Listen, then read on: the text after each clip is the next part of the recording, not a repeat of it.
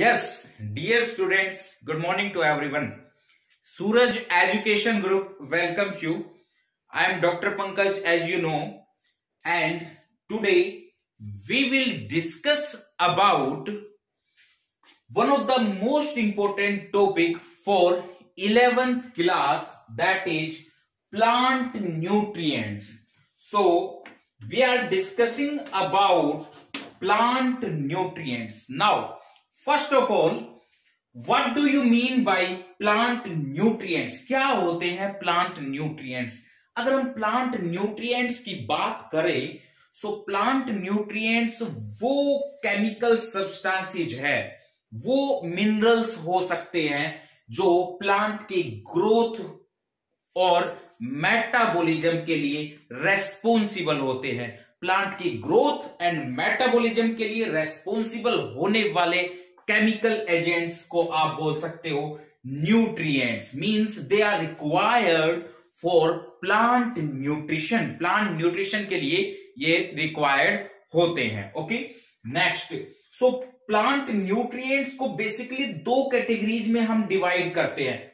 First category is known as micronutrients and second category is known as macronutrients. So there are two different categories of plant nutrients, that is micronutrients, and second one is known as macronutrients. As the name indicate, macro means large and micro means small. So क्या कहती है first यहां पर line, they are required in small quantity.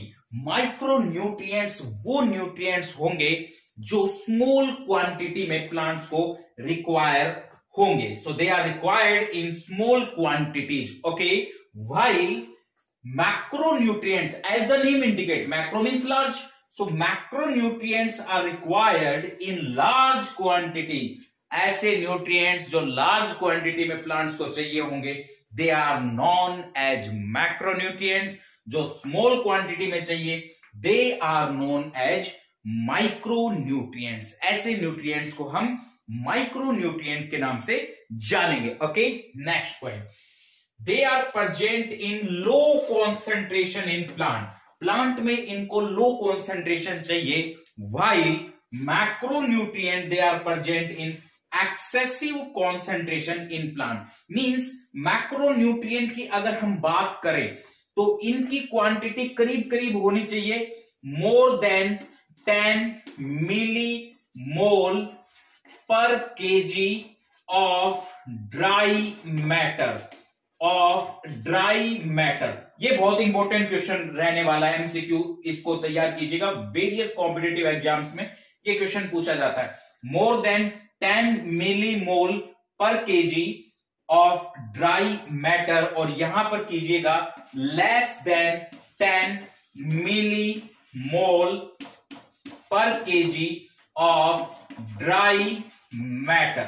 सो इसीलिए ये कह रहा है कि low concentration in plant, they are present in low concentration in plant, means less than 10 milli mole per KG of dry matter. Okay, while macronutrient के बारे में more than 10 milli mole per KG of dry matter. Next point, they are also called trace element. Micronutrient smaller quantity में चाहिए plants को, सो इसलिए हम इनको trace elements के नाम से भी जानते हैं। व्हाइल मैक्रोन्यूट्रिएंट लार्ज क्वांटिटी में चाहिए प्लांट्स को, so they are known as major elements. इनको हम मेजर एलिमेंट्स के नाम से भी जानेंगे। ओके, नेक्स्ट पॉइंट, नेक्स्ट कुछ एग्जांपल्स यहां पर साइट करते हैं हम मैक्रोन्यूट्रिएंट्स के। उसमें हो जाएगा carbon, hydrogen, oxygen, nitrogen, CHON, पीके किसी का नाम भी आप याद कर सकते हो पीके से। So phosphorus, potassium, Ca, calcium, sulphur and magnesium. So these are various macronutrients. इनको हम वेरियस मैक्रोन्यूट्रिएंट्स के नाम से जानेंगे। अब इनको छोड़कर जितने बच जाएंगे वो माइक्रोन्यूट्रिएंट्स कहलाएंगे डियर स्टूडेंट्स। कैसे, देखिएगा, यहां पर iron, manganese, copper, zinc, molybdenum, boron, यहां से हो जाएगा आपका क्लोराइड, आयंस और क्लोरीन आप बोल सकते हो, और निकेल। इनमें से सबसे मेजर होता है zinc. Zinc act as an activator, zinc activator का भी काम करता है। एंजाइम मेटाबॉलिज्म में भी जिंक पार्टिसिपेट करता है। So which one is the major micronutrient?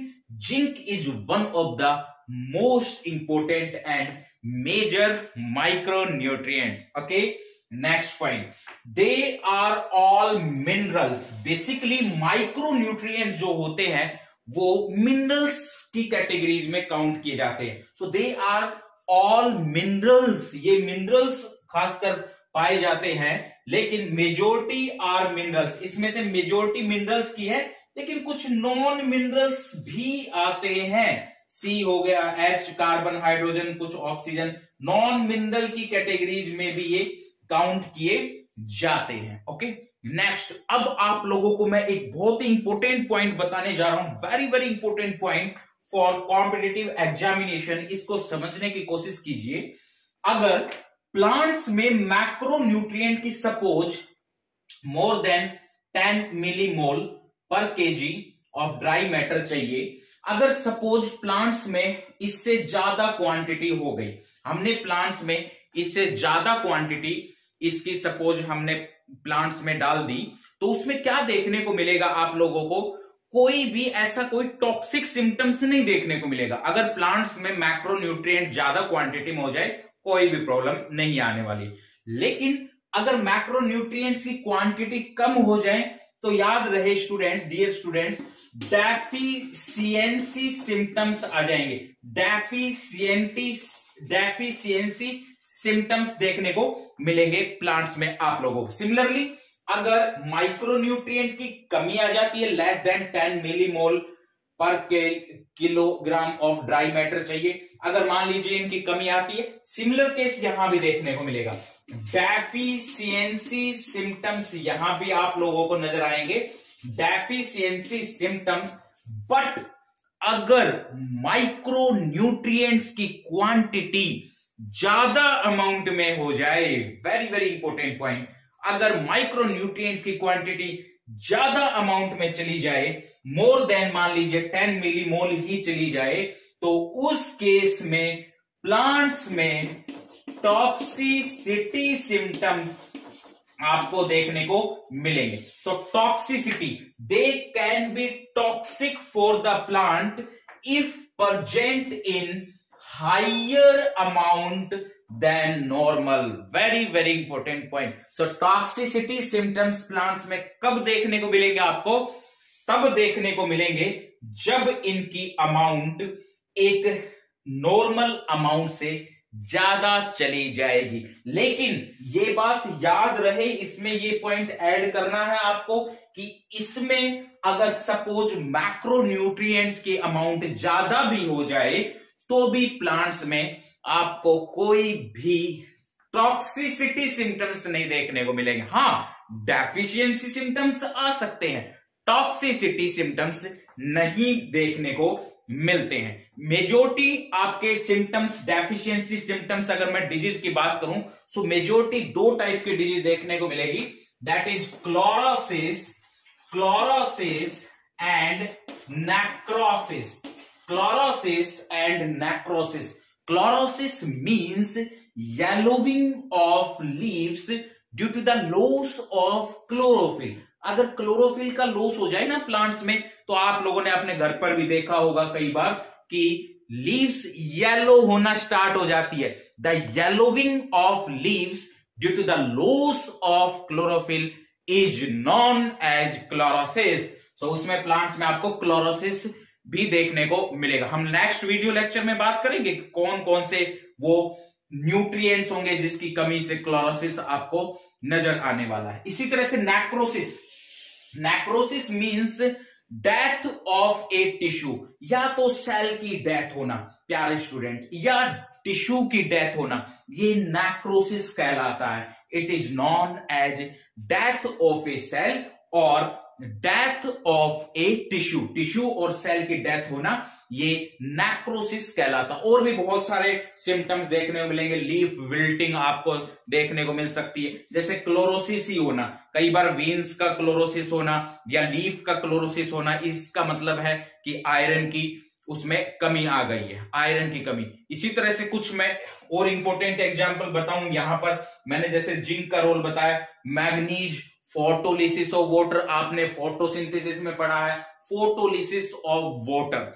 So next video lecture में हम आप लोगों से डिस्कस करेंगे what are the various role of macronutrients and micronutrients. इनके मैक्रोन्यूट्रिएंट और माइक्रोन्यूट्रिएंट के अलग अलग टाइप के क्या क्या रोल्स आपको देखने को मिलेंगे। ओके, तो ये था हमारा आज का वर्क। इसको बहुत ही अच्छे से आप लोगों को स्टडी करना है और इनके रोल्स की एक लिस्ट बनानी है, उसको याद करना है, क्योंकि हर कॉम्पिटिटिव एग्जाम्स में ये पूछे जाते हैं। अगर हम बात करें एनटीएससी पॉइंट ऑफ व्यू से, अगर हम बात करें ओलंपियाड पॉइंट ऑफ व्यू से, नीट पॉइंट ऑफ व्यू से, एम्स पॉइंट ऑफ व्यू से, सभी तो यहां से क्वेश्चन फ्रेम किए जाते हैं। So thank you, have a nice day. मिलते हैं नेक्स्ट टाइम एक और बेहतरीन वीडियो लेक्चर के साथ।